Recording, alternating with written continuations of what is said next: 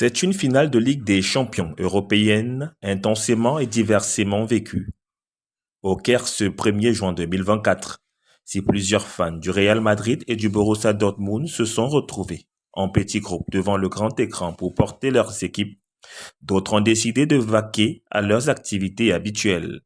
Une situation qui peut s'expliquer d'une part par le manque d'intérêt de certains ayant vu leur équipe être éliminée plus tôt dans la compétition, et d'autre part par la très grande confiance des supporters merengues, favoris de la rencontre.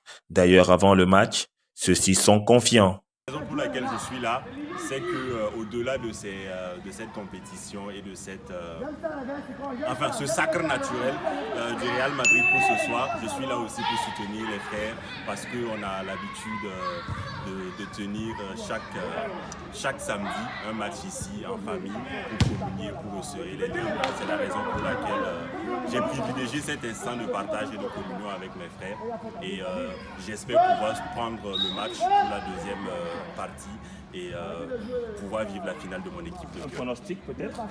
Un pronostic, pour moi, il est naturel que le Real Madrid, une fois de plus, va montrer sa puissance et la grande équipe qu'elle est en nous ramenant le sacre. Et moi, je propose proposez, les gars, proposez. Le score final de 3 buts. Tourné derrière l'écran à l'aide de boissons diverses, la rencontre a été vécue de bout en bout par d'autres supporters, ne voulant perdre aucune seconde de ce match final. À l'issue de la première manche, 0 but partout entre Espagnols et Allemands, mais les supporters sont confiants pour la suite. Actuellement, nous sommes au Kremlin, et notre papa, en train de regarder la finale de l'UEFA Champions League. Ça se passe très bien, malgré que jusqu'ici, on n'a pas encore le score qu'on attend. Donc, mais bon, si on attend à mi-temps, le Real va nous faire rire. Il va nous faire passer une belle soirée. En deuxième période, le temps de prendre quelques forces en mangeant un bout et en buvant une bonne boisson, les supporters s'impatientent et le Real de Madrid, comme il est de coutume, montre la voie grâce à un coup de tête de Dani Carvajal. 1-0, les supporters madrilènes sont en liesse.